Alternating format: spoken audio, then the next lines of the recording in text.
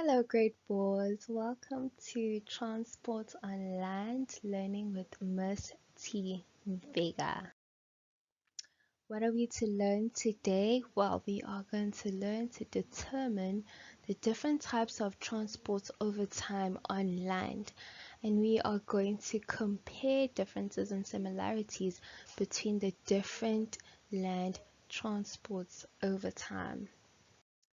The first transports were animals, and people a long time ago they used animals as transports and they tamed wild animals. Tamed mean making an animal more obedient, and animals such as donkeys, horses, oxen were very strong, and people used them to get from one place to another. And donkeys were the first animals used as transports. As you can see, this is a donkey, and they have loads on their back. Other animals that were used as animal transports were oxen, bulls, and cows. They're in the same family of animals, and these animals used to do work such as farming, to plow the fields. They carried people and they pulled loads, just like elephants did back in the day.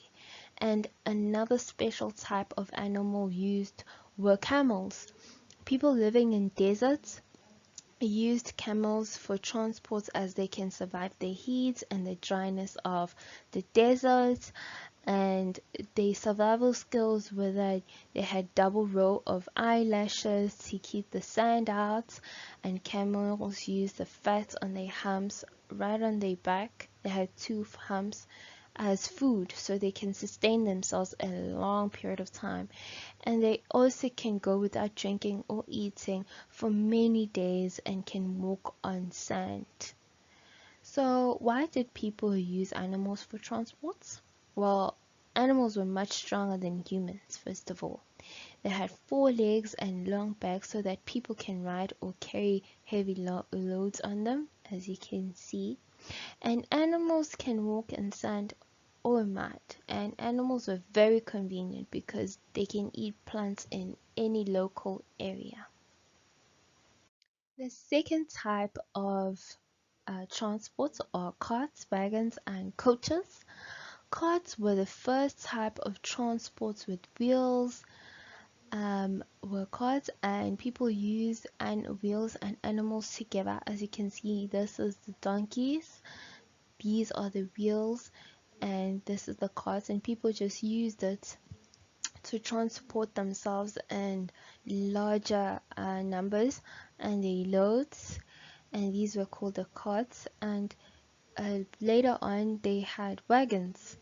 Wagons had four wheels. They used oxen and horses to pull wagons, and wagons were bigger than carts, and wagons were very important in South Africa, because if you know the history of Afrikaners, this was really a part of their culture and what they brought to South Africa from their past countries.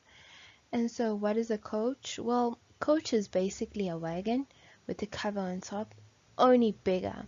So they pulled, as just like the wagon, they pulled with horses or oxen, and the most common kind of coach was called the stage coach. Let's look at the third type of land transport, which is the bicycle. The bicycle had two wheels, and it really changed over the years. The very first bicycle was invented about 200 years ago. It was made out of wood, had no pedals, and the rider pushed the bicycle with his own feet on the ground. As you can see, just wheels and his feet. Okay. And the next one was called the bone shaker. This bicycle was so uncomfortable, people named it a bone shaker. And this bicycle was made out of wood, which is very similar to the first one. It had metal ties, metal tires, keep that in mind, and it had pedals. That's the huge difference between the two. First bicycle and the bone shaker, the pedals. It had pedals, and the rider pushed the pedals to move the bike along instead of their feet, just like the first bicycle. The next bicycle was the high wheel, and these bicycles was one had one big wheel in front, as you can see, and one small one at the back. And the most famous high wheel bicycle were called penny farthing.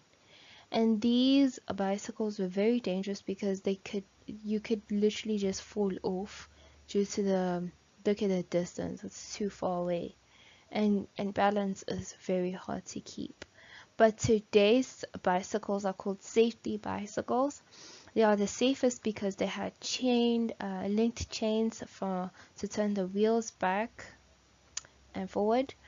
They had rubber tires and brakes. The huge difference from back in the day and now. Back in the day, keep in mind, they had metal tires. Now they have rubber tires. They didn't have brakes. Um, they did though have pedals. So does the safety bicycles. And huge biggest one would be brakes. How did bicycle change to people's lives? Well, they used to travel using bicycles, they delivered goods, and today's cars inventions were really inspired by bicycle inventions such as rubber tires and chains, and of course brakes. Alright, your fourth transport would be steam engine and train. Steam engine is a machine that makes things work or move. And engines need in a fuel to work. Fuel can be coal, can be wood, or just petrol. The first vehicles that used steam engines to make the move were steam engines. Okay, so they used coal to heat water too through the steam engines, and the hot water makes steam, and steam makes the engine work. As you can see, this is the first steam engine, and Georgia Stephenson built a steam train called the Rockets in 1829. It was the first passenger train, and the Rockets was the beginning of railway transport. Railways became the most important way to transport people and goods all across the land, and it used what we call again steam engine. Fifth one would be the motor car.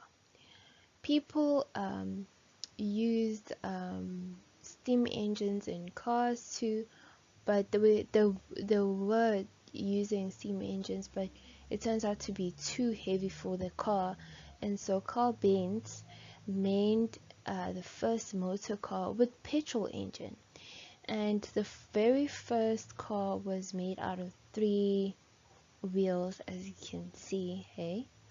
And over time it really developed to four wheels, as you can see, humongous changes. Okay,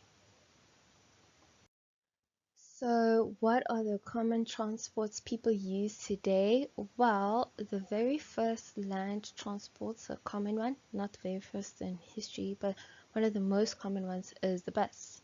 It gets people from one place to another, and they sometimes have coach buses, luxury buses, where they can put their luggage at the bottom. They have motorbikes. Motorbikes are usually used by delivery companies and restaurants delivering food for people. Trains, nowadays there's much more developed trains. There's beyond steam engines, there's also electric powered trains. such as the train, and they are trucks. Trucks differ, but they all have a common trait of delivering goods, whether it's cars or containers or whatever the company may need to deliver from one place to another. Okay, let's look at your homework. Your homework would be to read, draw, and write this table and fill in the answer for each type of land transport. So the types of land transports, here they are. They are animal, wagons, high wheel bicycles, steam train, motor car. And here are the questions for each one. Does it use animals or wheels to move? Does it have no wheels or wheels with it has wheels, or it has wheels without an engine? Okay. Does it use a steam engine, or it just has pedals, or neither? Or does it carry passengers or loads, or just both? So here's an example, ma'am, made for you. For an example, an animal transports. What was the first question? Does it use animals or wheels to move? No, yes, it has animals because it's an animal transport, is it not?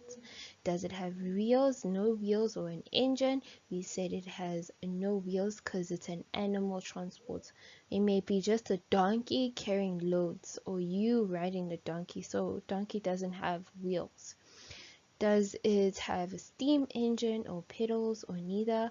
It's an animal, so it only has its own legs, so neither. Does it carry passengers or loads, or both? Yes, it carries both. Donkeys, horses, or oxen can carry people or just the people's loads. A bit of a recap what we have learned today: transports on land. We have learned the different types of land transports over time, from the animal transports to carts, wagons, and many more. And we have evaluated similarities and differences among them through homework. And thank you so very much for joining me. Please subscribe, like, and comment. And your next lesson would be transport on land over time video. And click for more if you want to check out more content. Thank you so very much for joining this lesson. I hope you have a productive and beautiful day, learners. Bye.